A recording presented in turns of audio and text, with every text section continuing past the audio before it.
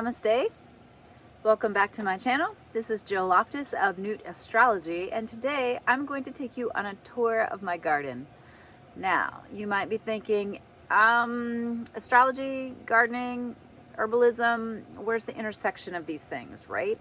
But it really is a very pertinent topic, a very relevant topic because of the particular astrology that we're in at the moment, okay?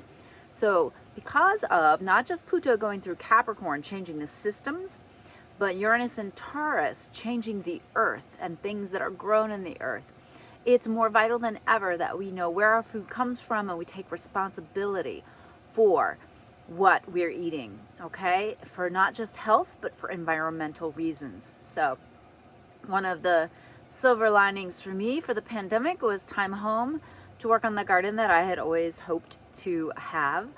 And being up here on the side of a mountain, there's not a lot of soil. So I used a specific type of gardening. Well, I have a fussy kitty again. Berlioz, come here. Come say hi. Berlioz is named for the Aristocats cat named Berlioz. Well, come here. So this specific type of gardening method that I used is a no-dig method, but it's called Hugelkultur. So go Google that. Hugelkultur. Say hi. This is Berlioz. He's often called the Bat Cat. But anyways, so what we did was create beds out of big pieces of wood. We've got plenty of fallen trees here on my property. And so we created beds out of these logs. And typically when you make Hugelkultur beds, they're really tall, really deep. But I made smaller ones because I really didn't have all that much material, okay? So, you know, I took the log, I'll show you all this. Took the logs, layered in the beds made by the logs. I layered in smaller rotting material like small twigs and sticks and stuff like that. Then a nice big thick layer of leaves from the woods, and then straw, and then just a tiny bit of soil, because really for most crops you don't need a giant thing of dirt. You just need enough, right? So I'm excited to share my garden with you, and we'll chit chat as we go along. Take responsibility for beginning to be a little bit more self-sufficient, and also be in a position to have needed skills. All right, let's go. Well, say hi, Berlioz. There he is, Mr. Whiny himself. All right, we can go in, that's fine. That's another thing that happened during the pandemic, eh? The cats began to think that we were existing to do nothing but be their door people and feed them. So here's a general outlook of the garden. All right. And so we tend to call this part the upper garden because this was the first section, the pandemic section of the garden. And then as you get down to like where the greenhouse is and the beds that are down there where you see all that mulch, those are what we installed this year. All right. So let's go ahead and walk on down. And we'll make our way up into the upper garden. So as you can see with this construction of the logs, okay, they're not particularly deep, but for example, this is the strawberry patch. Now you'll notice these cherry tomatoes are everywhere. Most of them are volunteers that self-seeded from my compost. All right, and then I've got flowers and herbs mixed in here as well. Some just for decoration, some for pollinators, and some for, you know, for eating. Like for example, here we've got Tulsi basil, which I dry the Tulsi for tea, or just put a fresh sprig in my water. And this is nasturtium. You can eat the leaves and the flowers. This is another foray into medicinal herbs. This is St. John's wort that I have growing here.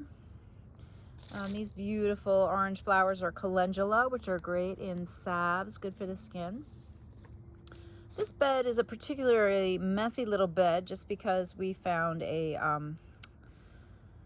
nest of yellow jackets in here. So, and I found that out the hard way. Luckily, I only got a couple stings, but so I've kind of been letting it go. But this is tomatoes, nasturtiums, and also going to seed, we've got what we call wild spinach.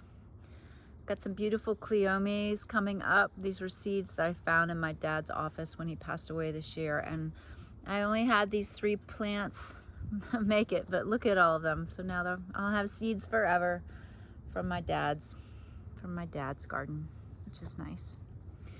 These here are walking onions, and you see there's a little mullein mixed in there. Mullein is a biennial, so it'll grow its leaves this year, and then it will throw its massive stalk up next year, and the little yellow flowers are great for ear infections. Here are one of my multiple asparagus beds. This is my first year growing asparagus, and I don't know what soil I put in here, but it's clearly very happy. And then I've got an ornery hollyhock. Bless her little heart. Hollyhocks are also biennials, and don't you know, nobody told her. So I planted them from seed, and here she is with the rest of the hollyhocks in the garden. Look like this. They're just coming up. But this baby, she's like, nope, now's my time. So she's doing her thing.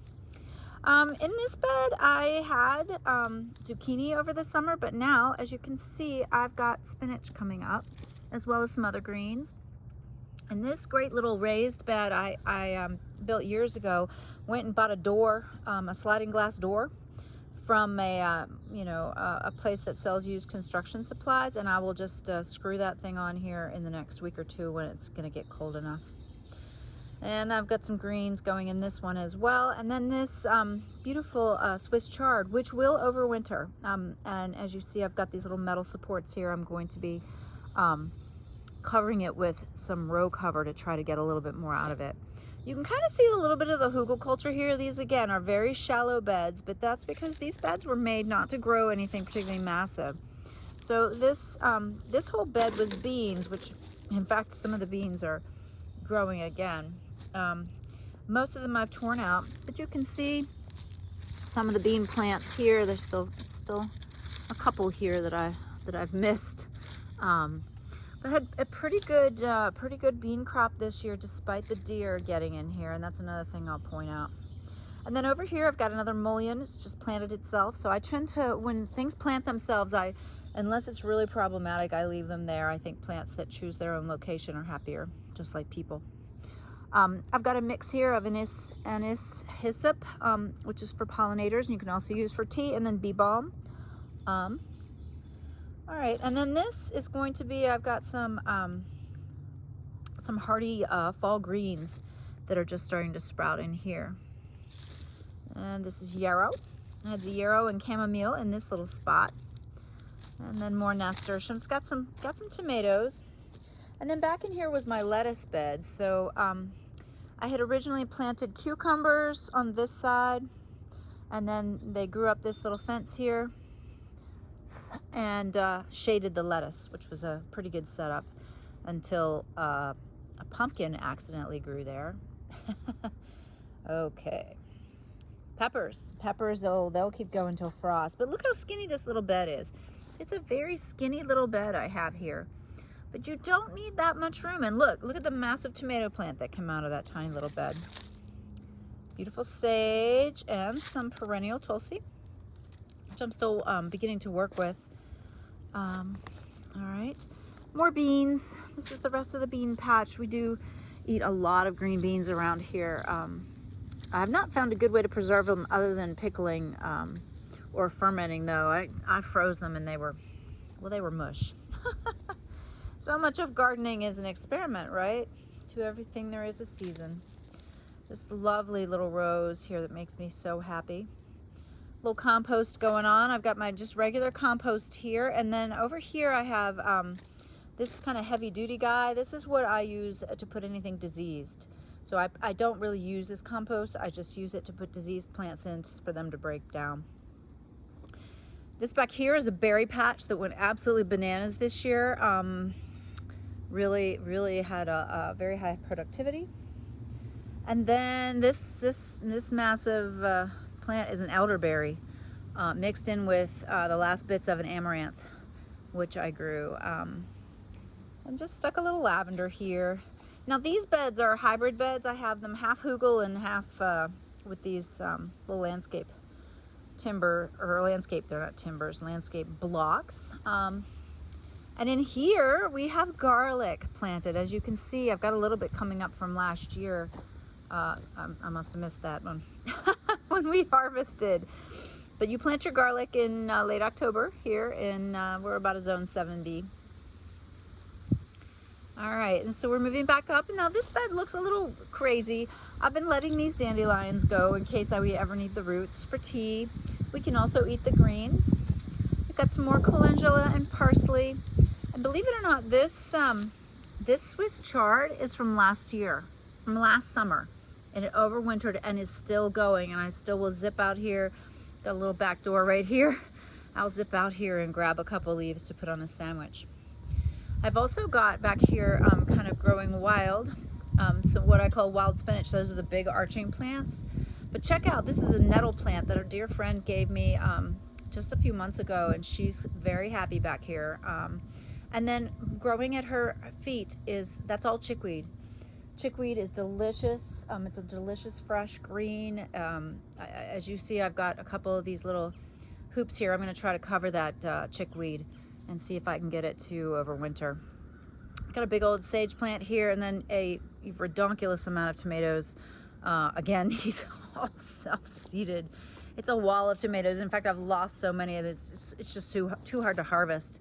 I'm going to need to have a spring resolution to do a better job putting my tomatoes up on some kind of support.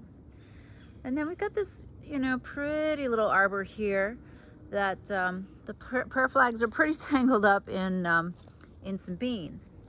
And these are more keeper beans, so we're letting them go. But as you can see, there's just, we're kind of letting them mature on the vines. And then if you want, you can pick them when they're younger and just saute them and eat them. But we're using them as dried beans.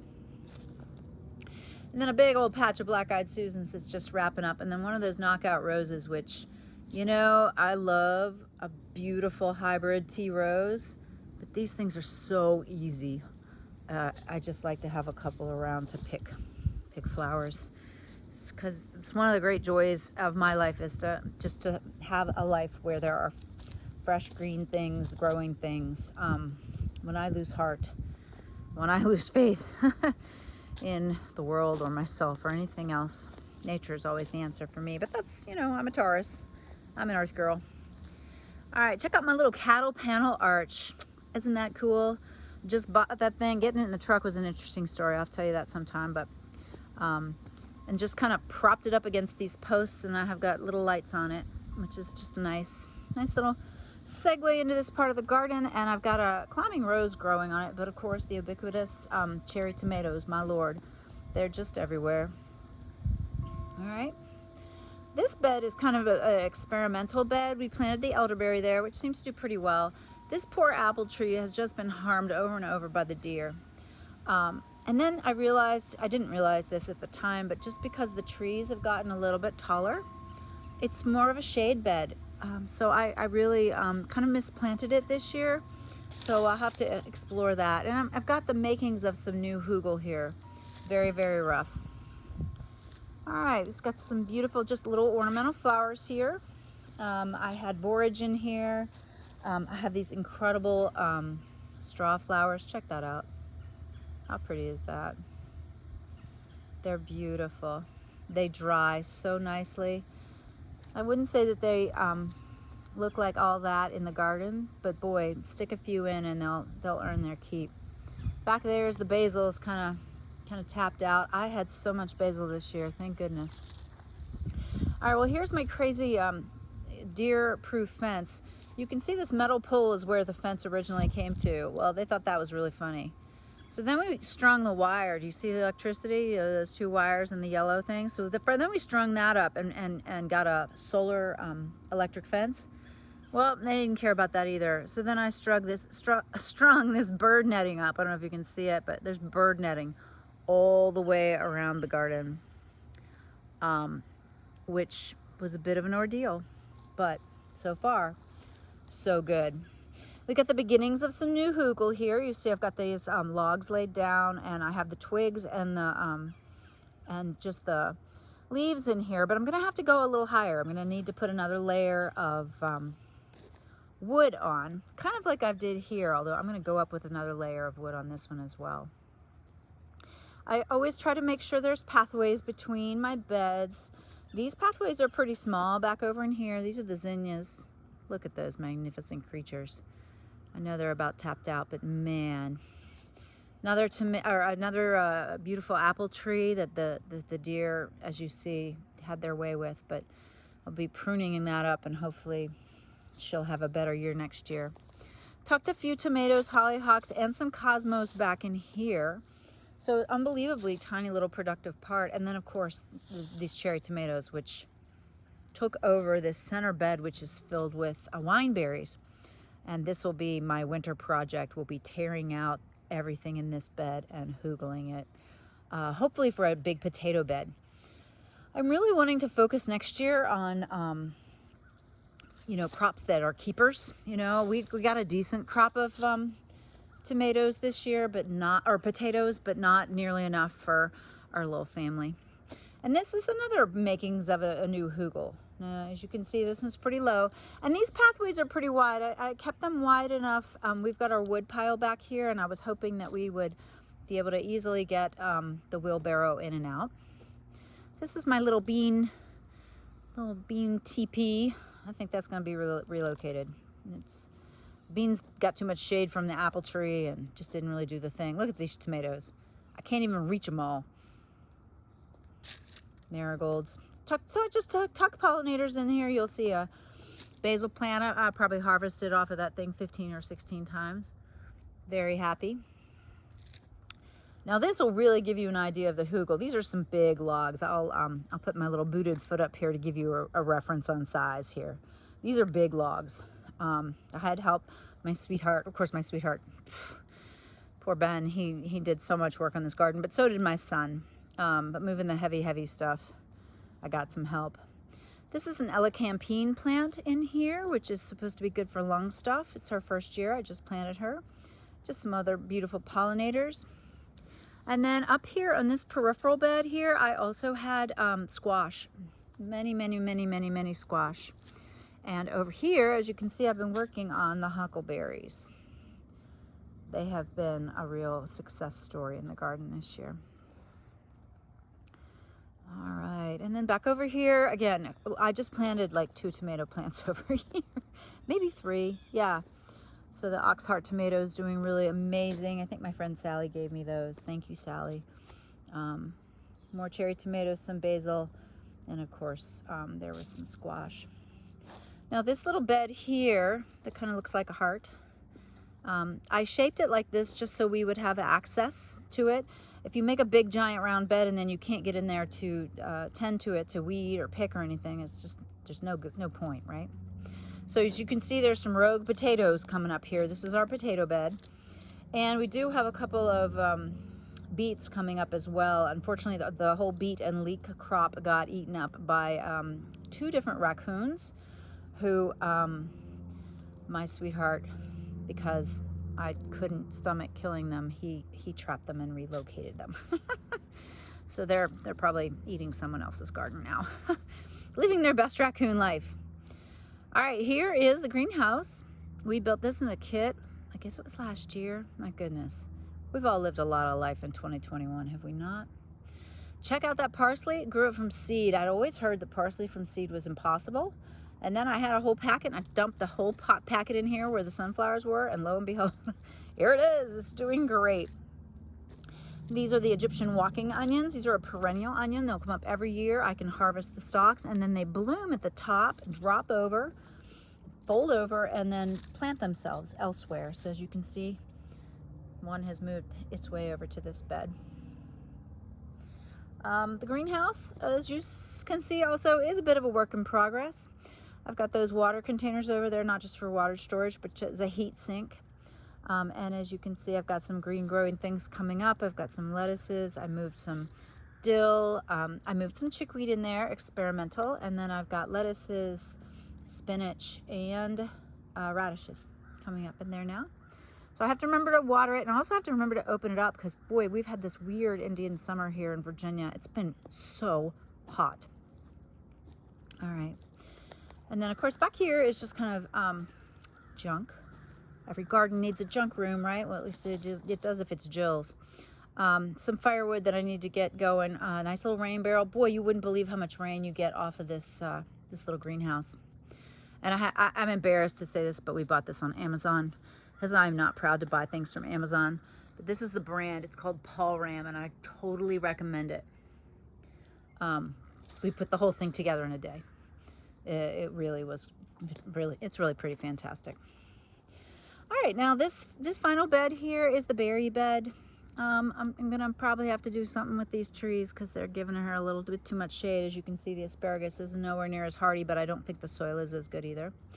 So I'm gonna need to top dress this for sure with some compost. So we have raspberries in there, and I have blueberries in there as well. I'm sorry, not raspberries, blackberries. And also there's some asters. They're about done blooming. Got a little catmint here, a little forget-me-not that came up from a packet of seeds that my dad had in his office as well, which should not have come up at the time of year it came up, but I thought that was a good symbol. More hollyhocks, a random tomato, because that's how we did the tomatoes this year, random. And this is just the dregs, the leftovers of this beautiful golden amaranth. This stuff was amazing. It was probably every bit of 12 feet tall. I've already harvested it once, and this is all the second flush. And so I'm kind of looking forward to it. It's a grain that's often grown in South America. And I'm gonna go like that, and so you can see the little grains. Yeah, time to harvest it. So we'll see. I grew it not just because it's supposed to be incredibly nutritious. It's also beautiful, and I thought it would be a nice natural food for my chickens in case there would be problems with the supply chain. All right, and then here's the reality of the garden, right? I've got pallets in here that I use for various things. I've got more cardboard because that's how I do it. Instead of digging up the grass, I just cover it with cardboard and layer natural materials on top, and that's how we built this garden. I'm exceptionally proud of it. It's my happy place. We produced an outrageous amount of food from this garden this year, and I'm super, super grateful. Just super grateful. So that concludes my tour of the garden. I hope you found it useful and helpful. If you have some questions, feel free to comment below. I just thought a friend of mine was here not long ago, and she was like, you should also show people your garden, and I think hopefully it will help to inspire you. But you don't have to go this big, right? Just plant some herbs. Do some lettuce in a little box on the window. Just gain some skills. If you find onions on sale at the grocery store, nice organic onions, and they're on sale, pickle some of them, right? Like if you have a friend who has excess whatever, help them put it up. Help them figure out how to ferment, how to freeze, how to preserve, how to take care of the abundance that we have and not let it go to waste. I think that's a big part of the lesson of this year and this astrology. All right. Namaste, my friends. I'll look forward to seeing you again soon.